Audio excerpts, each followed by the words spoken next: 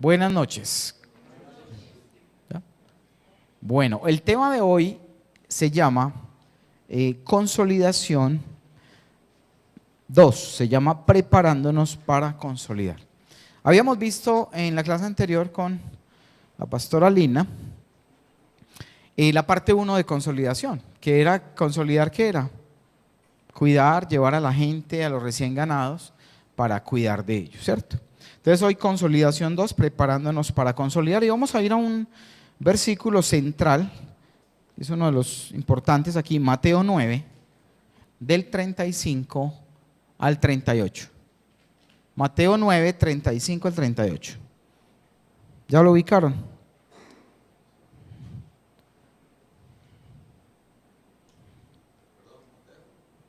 Sí. Mateo 9 del 35 al 39. ¿Quién lo tiene ya? Mateo 9. Y vamos entonces a leer ahí. Dice así.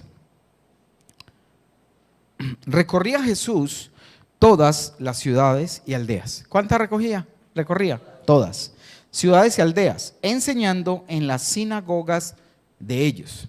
En ese tiempo, en los tiempos de Jesús, las sinagogas eran los lugares de reunión espiritual de ellos, eran las iglesias en las cuales ellos iban los días sábados normalmente a reunirse a hablar la palabra, pero en la semana también todos los días estudiaban y hablaban de la palabra. Enseñando en las sinagogas de ellos y predicando el evangelio del reino. Él iba a esos lugares, pero a hablar del reino que venía de parte de él y que Dios lo había mandado. Y sanando toda enfermedad y toda dolencia en el pueblo. Esa era su misión principal. Sanar, acompañar a la gente, velar por lo que ellos veían y sentían. El 36 dice, y al ver las multitudes, tuvo compasión de ellas. Esa es una parte fundamental en la parte de consolidación, y es que así como Jesús tenía compasión de las multitudes, de toda esta gente que lo seguía, que él veía sus necesidades, decía, tuvo compasión de ellas porque estaban desamparadas y dispersas como ovejas que no tienen pastor. Cuando hay ovejas que no tienen pastor en el potrero, en el lugar donde están, todas son por ahí para donde sea. Regadas, perdidas, encunetadas, caídas, porque usted sabe que las ovejas son animales muy indefensos, son animales muy ciegos que tienen una corta vista, mejor dicho, igualitos a nosotros. Por eso es que Jesús nos compara con ovejas, porque nos pone como débiles. Una oveja no puede prácticamente hacer mucho esfuerzo en saltar fuerte como una cabra, que esas sí hacen de todo, se ruedan fácilmente si el terreno no es plano. Entonces decía que como ovejas desamparadas, como ovejas que no tienen pastor.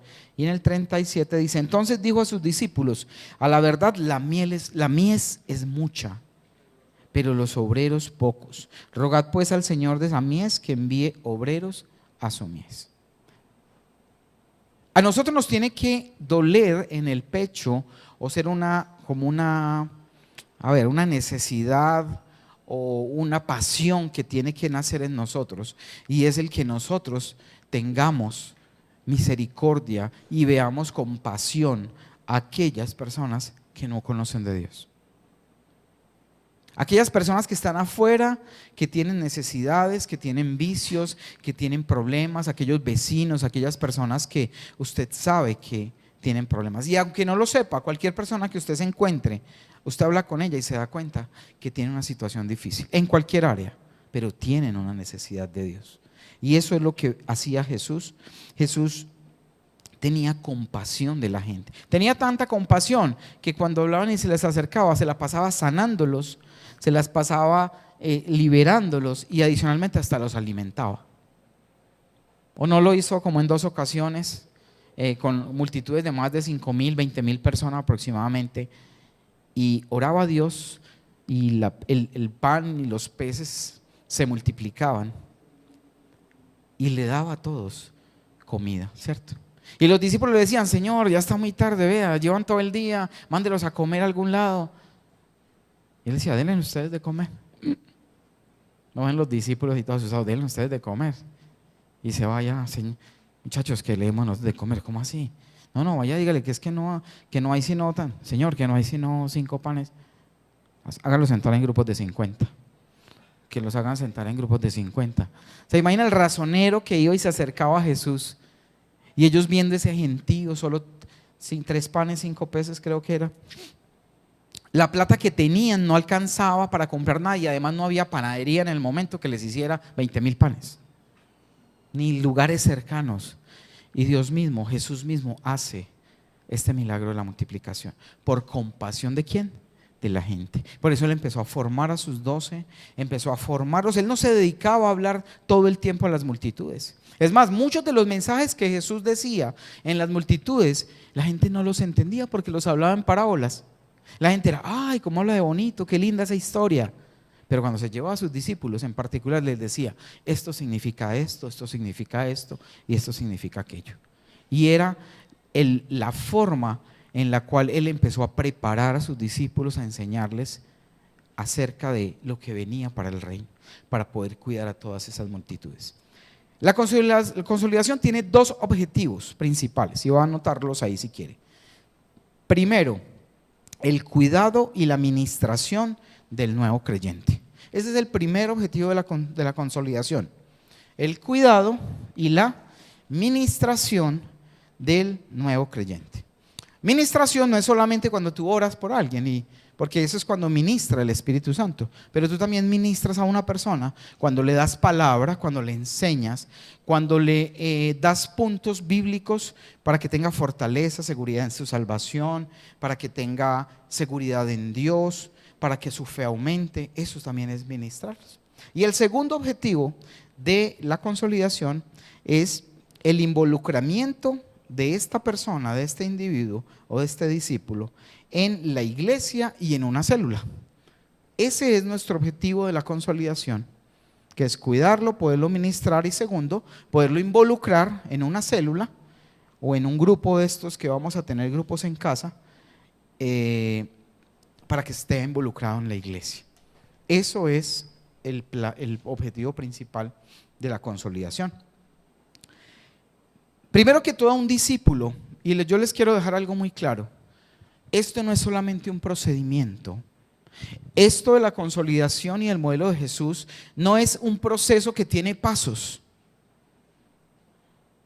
Es una entrega de amor hacia la gente que viene a los pies de Jesús. Tú tienes que ser la persona que muestre el amor de Jesús a través de tu vida. Para eso es que hacemos el cuidado de la gente. Porque si no lo vamos a pasar de hacer, ¿cuál es el paso que siga? El paso tal, el paso tal, el paso tal. Y es un proceso que en sí no tiene nada, si no hay ese ingrediente del amor. Por eso tenemos que mostrarles el amor, un genuino interés por su vida. Usted no puede aparentar que a usted le interesan sus discípulos. Usted no puede simular que se preocupa por ellos. Usted tiene que preocuparse por ellos. Tiene que mostrarles un genuino interés. Eso implica tiempo, eso implica trasnocho, eso implica cansancio, eso implica recursos. Muchos de ustedes y los que vienen a la iglesia empiezan a ser parte de la vida de uno. Es más, nosotros ya vivimos más para la iglesia que para la misma empresa. Porque nos preocupamos por ustedes. Y aunque muchos de ustedes no se den cuenta qué pasa en la casa y con visitas y en esa administración personal de algunos discípulos, andamos en esas. ¿Cierto que sí? Muchos de ustedes están en esos procesos de acompañamiento, de discipulado, de llevarlos a otro nivel, porque eso es lo que es la consolidación. Entonces, eje principal, mostrarles el amor genuino y el interés por la vida de las personas. O sea que cuando tú estás consolidando a alguien, le estás mostrando que tú tienes un interés genuino en la vida de él. No porque tocó llamarlo, no porque tocó decirle bienvenido, y hay que mostrar la sonrisa Pepsodent, no. Es porque hay un interés de corazón, como Jesús mismo lo hacía.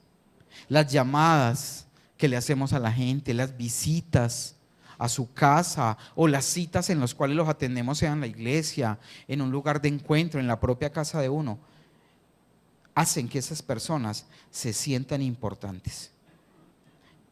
Y se les debe invitar en esa parte de consolidación ¿Cuál sería la parte, entre comillas, final de la consolidación?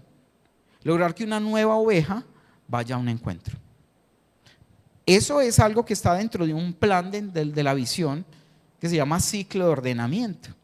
Y es que debe haber una planeación donde cuando hacemos una evangelización o toda la gente que hemos estado capturando, digámoslo así, para el reino, ellos luego tengan un encuentro con Jesús. ¿Quiénes de ustedes fueron ministrados y sus vidas tomaron un cambio en el encuentro? Y muchos de ustedes están aquí por un encuentro. ¿Por qué? Porque cuando tenemos ese encuentro con Jesús, somos liberados de cargas, de pesos, de opresiones. Lo único que queremos es servirle a Dios. Lo único que queremos es entregar nuestra vida a ellos. Entonces, como parte de esa consolidación bien hecha, es llevarlos a un encuentro, pero tampoco soltarlos ahí, porque la consolidación debe ser permanente. Jesús permaneció consolidando a sus discípulos todo el tiempo que estuvo con ellos, 3 años y medio, de día y de noche, 24 horas al día, porque hasta vivían juntos.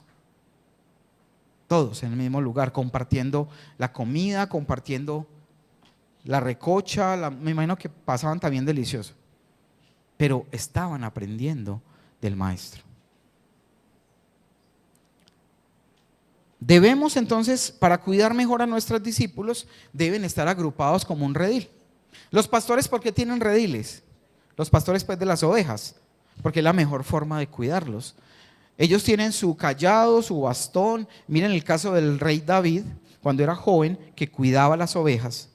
Mató leones, mató osos, porque los osos y los leones iban a comerse las ovejas.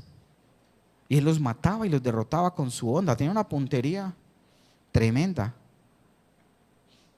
Y no sucumbió y no sabía quién lo acompañaba, como lo aprendíamos en Derribando Argumentos. Y si Goliat le decía 2 palabras, él le daba 4. Y mientras Goliat le disparaba, David tenía una ametralladora. Sí, si usted ve ese pasaje y lo repasa, David le decía 2, 3 palabras, Goliat, y David le respondía con palabra y fuerza. Porque así es que tenemos que destruir a Satanás. Así, sacando todos esos argumentos. Solo en los rediles y en este tipo de cosas es más fácil ayudar y darle crecimiento y cuidado a un rebaño, porque los rediles son pequeños, no son tan grandes. Eso mismo pasa con los grupos en casa que ustedes van a tener, que vamos a formar en una casa, no sé, en Bello, en donde tenga su casa. Obviamente los que hacen el grupo en su propia casa muchas veces no son los mismos que viven en la casa, ¿cierto? Porque dice nadie es profeta en su pueblo. Entonces usted invita a la vecina, al vecino, ¿y quién es el que enseña? Yo. De pronto no van, ¿cierto? Entonces se ofrecen las casas, pero otros de los líderes de sus mismos compañeros van a hacer ese grupo allá, ¿cierto? Hasta que ya ustedes o se cambian de barrio y ahí sí nadie los conoce. No, mentiras, ¿cierto? Ahí sí nadie los conoce y les creen. Porque muchos de ustedes o de nosotros de pronto en algún momento hemos tenido y hemos mostrado a nuestros vecinos una cara que no es la correcta, ¿cierto? Entonces la casa que más grita, los que más escándalos, los que la policía ha ido más veces a separar los esposos. Entonces, y ahora es un grupo de, bueno, algunos te puede servir de testimonio, ¿cierto? Y la referencia, no, allá donde mantiene la policía, allá es el grupo, ¿cierto? Ese sería, pero no es lo ideal. Bueno, la actitud adecuada para consolidar. Consolidar no es solamente una acción, no es solamente un proceso, como les decía. Debe haber una actitud en tu corazón para que tú hagas una correcta consolidación. Para que tú cojas a esa personita nueva y la acojas, la cuides y le enseñes, la instruyas y la exhortes, la invites, le des ánimo para que ella tenga su primer encuentro con Jesús. Y eso va a ser algo crucial en su vida para de ahí en adelante. En una célula y red que crecen, si usted quiere que su grupo crezca, que su célula crezca, que la iglesia crezca, tienen que haber varios ingredientes. Uno de ellos debe haber entrega, debe haber sacrificio, debe haber amor y tiempo para invertirlo en las personas. No es así tan sencillo. Hay que usted derramarse, vertirse sobre esta gente nueva, esta gente que está conociendo de Dios. Usted tiene que cuidarlos como cuidar a su propia vida, porque usted le tiene también que dar cuentas a Dios. Porque con cosas que usted también haga, puede de pronto hacerlos tropezar y que se puedan perder. Y la idea de la consolidación es que ganar a los perdidos, pero no perder a los ganados. Consolidar requiere abnegación y amor hacia los otros. Si usted no siente amor por otras personas, todavía no sería el tiempo de que usted consolide y cuide a otros. Usted tiene que amarse. Dice amar a Dios sobre todas las cosas y a tu prójimo. ¿Como a quién? Como a ti mismo. Dios ve el esfuerzo tuyo y Él mismo se encarga de bendecir con el crecimiento. Cuando Dios ve que tú te esfuerzas, que tú lo haces por amor, porque amas a la gente, porque quieres que salgan de sus problemas, que salgan de sus situaciones, Dios mismo es el que empieza a dar el crecimiento. Si tú eres fiel cuidando pocos, Dios te va a poner en lo mucho. Si tienes 1 o 2 discípulos o 3 personas que te asignaron en ese momento o que van a llegar a tu vida, cuídalos. Porque si tú eres fiel, Dios te va a entregar más.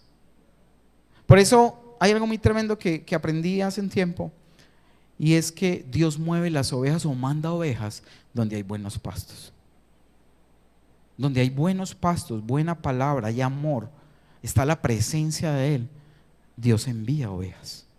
Porque dice que Él es el que añade a la iglesia a los que han de ser salvos. Obviamente hay que buscarlos. Porque de pronto hay iglesias que dicen, no, es que nosotros estamos solamente para enseñar. Que otros sean los que fueron llamados a ir a buscar las ovejas. Hay que buscarlas. A los perdidos. Jesús vino a buscar a los enfermos y a los perdidos. O usted y yo no estábamos perdidos y enfermos y llenos de pecado y llenos de muchas cosas. Y Dios nos buscó. De la manera que se ingenió, pero aquí te tiene. Y te ha traído a sus pies. Y eso es lo que tenemos que hacer. El trabajo esforzado, perseverante, tiene fruto que da gloria al Padre. Pablo tiene un ejemplo impresionante y lo vamos a ver, ya vamos a ir a buscar Filipenses desde el capítulo 1, desde el versículo 3 hasta el 11. Y vamos a ver cómo Pablo, desde su alma, desde estar incluso preso, él tenía un amor impresionante hacia su gente, hacia sus discípulos. Y dice así esta porción de la palabra, dice, doy gracias a mi Dios. Filipenses 1, del 3 al 11. Vamos a ver lo que expresaba Pablo acerca de su gente. Doy gracias a mi Dios siempre que me acuerdo de vosotros. Él los mantenía en su corazón y decía, yo siempre doy gracias a Dios porque me acuerdo de vosotros. Siempre en todas mis oraciones. Uno puede decir en la primera parte, doy gracias a Dios siempre que me acuerdo de vosotros. Y un discípulo te dice, ay pastor, había pensado en mí. Sí. Cuando me acordaba, cuando te veo me acuerdo. No, la idea es que siempre nos acordemos. Y Pablo lo ratifica ahí seguidamente, dice, doy gracias a Dios siempre que me acuerdo de vosotros. Pero dice luego, siempre en todas mis oraciones. De día, de noche, en cualquier momento. Y es algo que yo le he pedido mucho a Dios y que hemos estado trabajando en conjunto con mi esposa. Es orar por ustedes. Orar porque el enemigo ataca. Porque ustedes tienen que estar cercados por el poder de Dios y por los ángeles del cielo para que los guarden, los cuiden. Ustedes no crean, el enemigo no está nada contentos de que ustedes estén buscando el camino que están haciendo. Y va a tratar de poner obstáculos y va a tratar de montar argumentos en sus pensamientos para que ustedes paren el propósito que Dios tiene. Pero no le vamos a dar oportunidad a eso. ¿Cierto que no? Ok, seguimos ahí. Rogando con gozo, rogando con alegría, no porque ay, me toca orar por los discípulos. Señor, gracias por Eme. Ay, Maicán, ese grandotote que vaya. No, es con gozo, con alegría. Señor, bendice ese calvito que lo quiero tanto, que vas, ¿cierto? Es con gozo, es con alegría, es con amor. Dice, por todos vosotros, por vuestra comunión en el primer evangelio. Desde el primer día hasta ahora, decía Pablo, desde el primer día que conocí esas personas, desde el primer día que tuve esos discípulos, hasta ahora vengo orando por ellos, pidiendo por ellos. Dice, estando persuadido de esto, y lo decía Pablo acerca de sus discípulos, que el que comenzó la buena obra la perfeccionará hasta el día de Jesucristo. Mire, el mayor anhelo es que ustedes sean perfeccionados todos los días.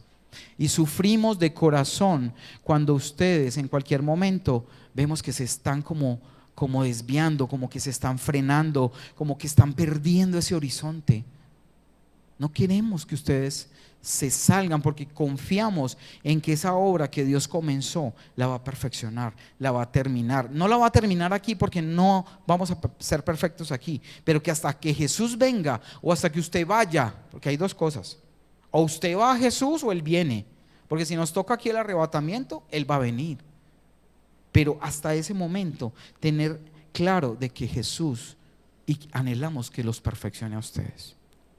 Cada día con la palabra, con la academia, con la búsqueda del Señor, ustedes sean perfeccionados en sus conductas, en su vida. Por cuanto os tengo, dice, perfeccionará hasta el día de Jesucristo. Ahora aquí para darle los números de los versículos. Dice, el quinto, por vuestra comunión en el Evangelio desde el primer día hasta ahora. O sea, eso es lo que oraba él, que mantengan como en comunión con el Evangelio, con la palabra desde el primer día hasta ahora. 6, estando persuadido de esto, que el que comenzó la buena obra la perfeccionará. ¿Y quién comenzó esa obra? Dios. A Dios no le gusta dejar las cosas inconclusas, pero nosotros sí somos muchas veces de doble ánimo. Y empezamos una cosa y la paramos y arrancamos un proyecto y Dios quiere que sigamos derechos. 7, como me es justo sentir esto de vosotros, por cuanto os tengo en el corazón. Pablo decía, yo los tengo en el corazón. Y eso es lo que estamos llamados, que cada ovejita, cada persona que se sienta aquí, que usted conozca también, que sea delegado usted como su discípulo, usted lo lleve en el corazón. Dice, en el corazón y en mis prisiones. Porque más de una vez Pablo estuvo en prisión a causa del amor que sentía por toda esta gente que necesitaba de Dios. Hoy en día usted puede predicar libremente, hasta ahora podemos hacerlo. Ellos no podían, tenían que ser al oscuro, bajo tierra, en recintos escondidos. No sé, los que vieron la película de Pablo, ¿recuerdan? Escondidos, porque si no iban a la prisión por hablar de Jesús. Dice, desde mis prisiones, corazón y en mis prisiones, en el 7, y en la defensa y confirmación del Evangelio, defendiendo y confirmando. Todos vosotros sois participantes conmigo de la gracia, de ese regalo de Dios, que es la salvación. 8, porque Dios me es testigo de cómo os amo a todos vosotros con el entrañable amor de Jesucristo. Ese amor de Dios se tiene que derramar tanto en usted, en mí, que usted ame a la gente que tiene, no solo a sus discípulos, a sus compañeros, a la gente que está a su lado, a la gente que va a tener a su cargo. Amarlos con el amor entrañable de Jesucristo. Amor entrañable, ¿de dónde sale esa palabra? De las entrañas, como por allá adentro. Con ese amor. Dice 9, y esto pido en oración, porque él lo pedía específicamente por sus discípulos, que vuestro amor abunde aún más y más en ciencia y en todo conocimiento. ¿De qué? De la palabra de Dios.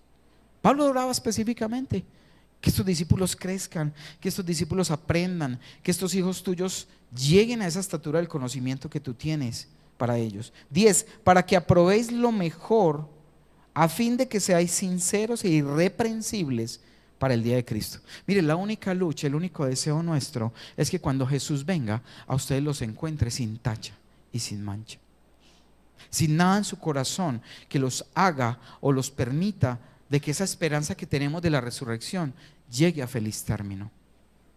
Usted no sabe en cualquier momento que usted pueda estar no en lo que debe estar y llegue el Señor y usted se quede aquí.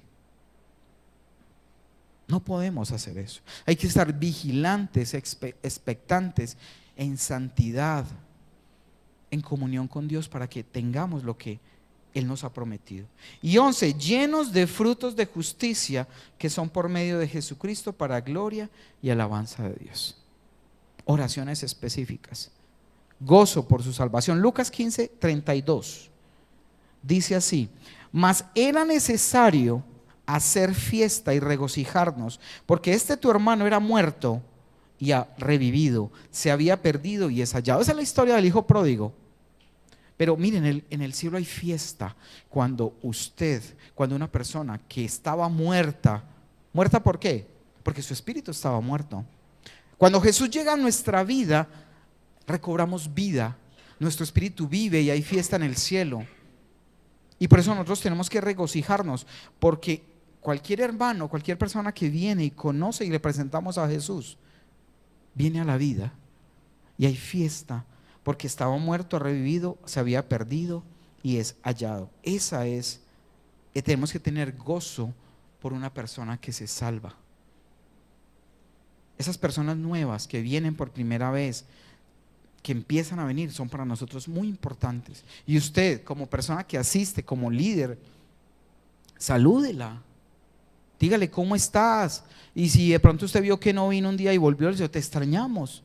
Y si tiene su teléfono o puede llamarlo también, llámelo. ¿Cómo ha estado? ¿Cómo has estado esta semana? ¿Cómo te va? Te esperamos en la iglesia.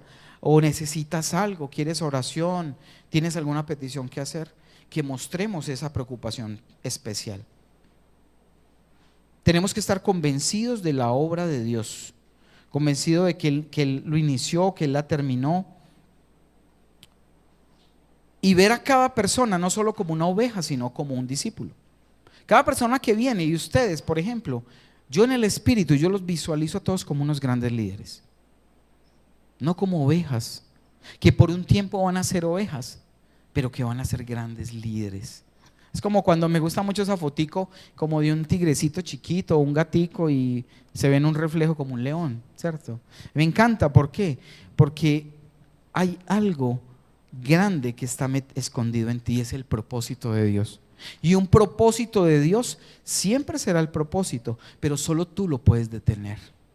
Puede que tú tengas visiones, puedes que tú tengas promesas que Dios te ha dado y son reales, pero solo tú las puedes trunchar, solo tú las puedes quitar si no sigues el propósito y todo lo sometes a su palabra, como dice Él mismo, ¿cierto? Segunda de Corintios 11, del 27 al 29.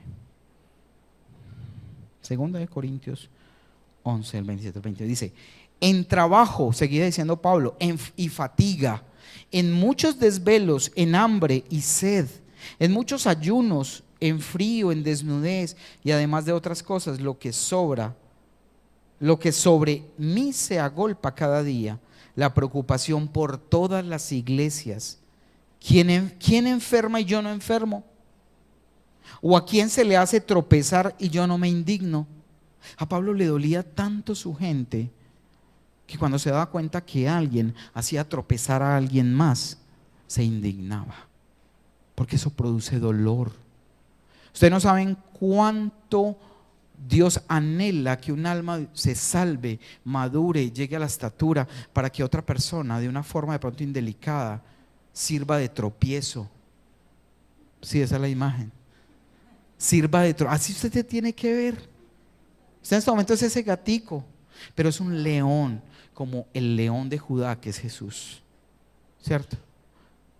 Así nos tenemos que ver, y así tiene usted que visualizar a sus discípulos. Sí, ya lo vi, muy lindo. Así tiene que visualizar a sus discípulos usted.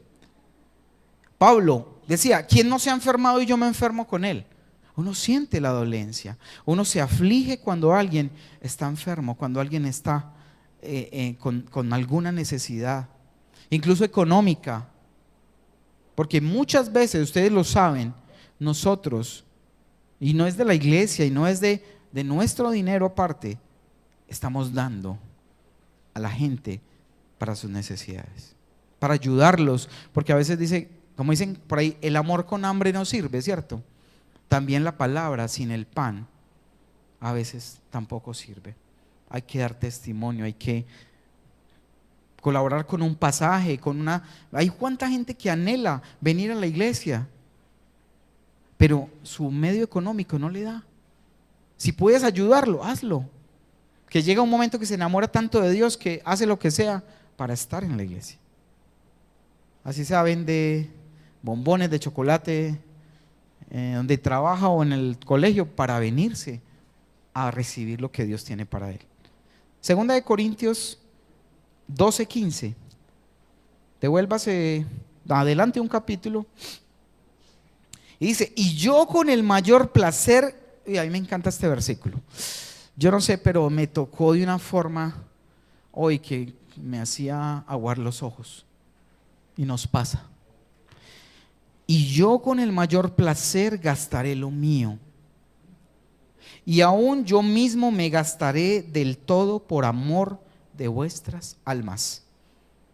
Aunque amándoos más, sea amado menos. A Pablo le pasaba, a nosotros nos ha pasado. Que cuando más hemos amado a ustedes, a algunos, y le hemos dado más amor y hemos sacado de nuestro recurso para el bien de ustedes, no importa que nos amen menos, nosotros los hemos amado más. Y Pablo, me tocó mucho este versículo, porque Pablo vivió y nos mostraba lo mismo que nosotros hemos vivido. Y uno decía, Señor, ¿por qué? Pero así es el reino. Usted se va a desgastar por la gente en amor, pero no le va a importar si aún amándolos más, ellos lo aman menos.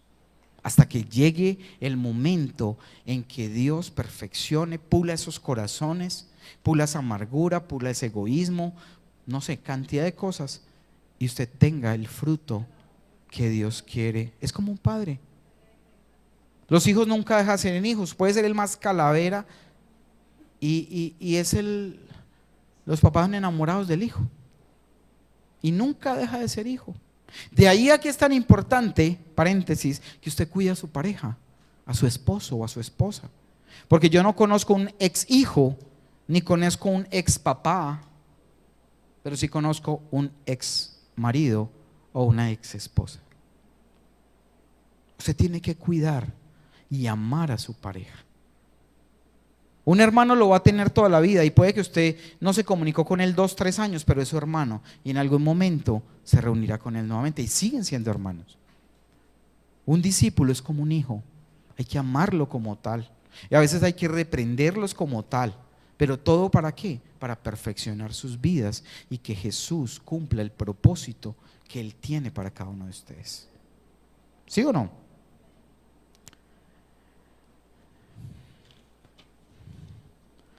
Amor entrañable, el que sale de las entrañas, del interior. Primera de Tesalonicenses 2:8. 2:8. Pablo se desgastaba.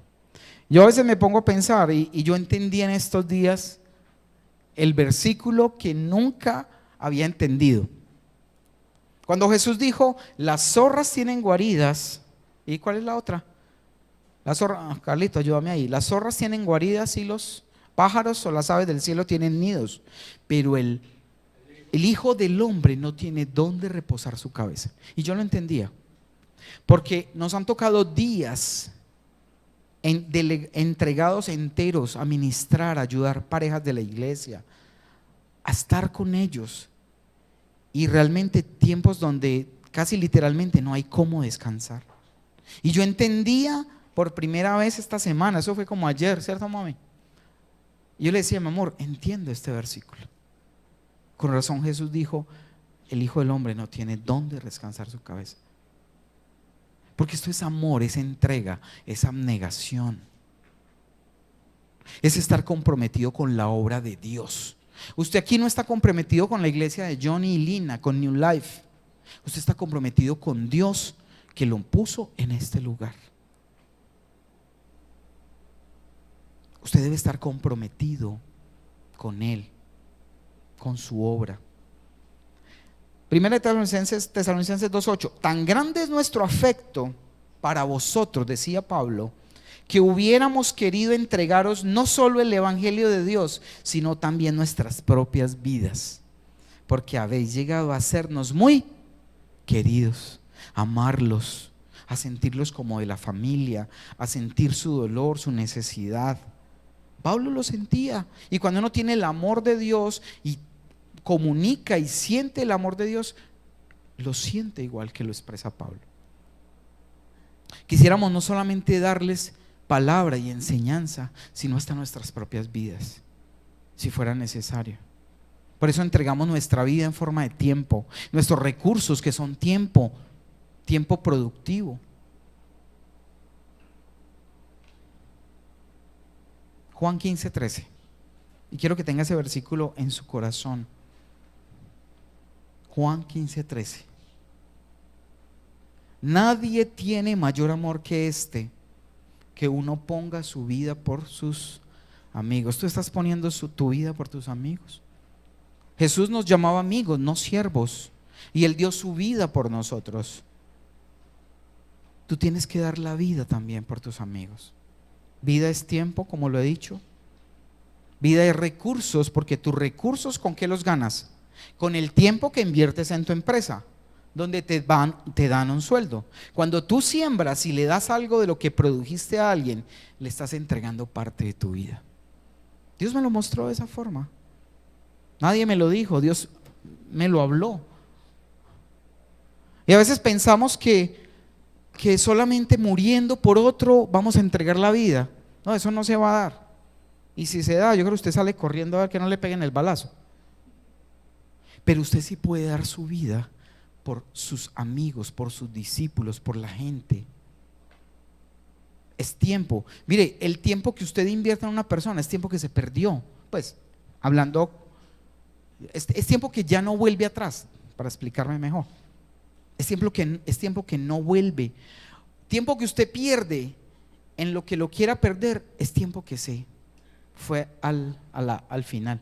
Mire, muchas veces ustedes viven como si hoy es otro día más. Yo le quiero decir, hoy es otro día menos. Usted está más cerca de su final. Entonces no lo vea como que otro día más, lo mismo de siempre. No, hágalo diferente. Busque a Dios, encuentre en la palabra cosas nuevas, renueve su vida, tenga retos nuevos. No es un día más, es un día menos. Está más cerca del cajoncito, está más cerca de no alcanzar el propósito que Dios tiene para usted. ¿Estamos recibiendo o no? Nadie tiene mayor amor que este, que uno ponga su vida por sus amigos. Consolidarse tiene que volver una necesidad de tu espíritu, una necesidad de tu alma, que tú anheles estar sirviendo y estar ayudando a otras personas, de tratarlas con el mayor amor, con la mayor tacto, la mayor delicadeza. Yo no me imagino que Dios me diga a mí en el cielo, ¿qué pasó con esta persona? ¿Por qué la heriste? ¿Por qué la dañaste?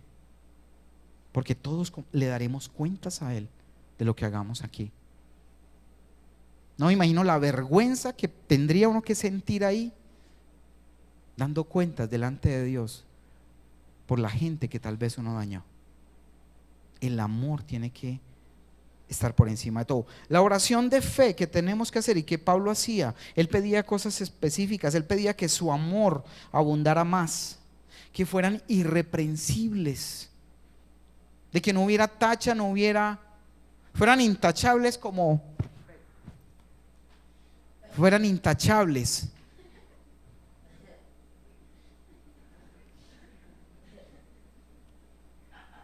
Eso no quedó ahí, por eso ¡pip! Llenos de frutos, llenos del Espíritu Santo para darle la gloria a Dios. Conocía sus necesidades y la oración de intercesión es muy importante. Por eso yo les pido a todos ustedes, no solo a los que les gusta orar, al que no le guste orar, necesita orar, interceder.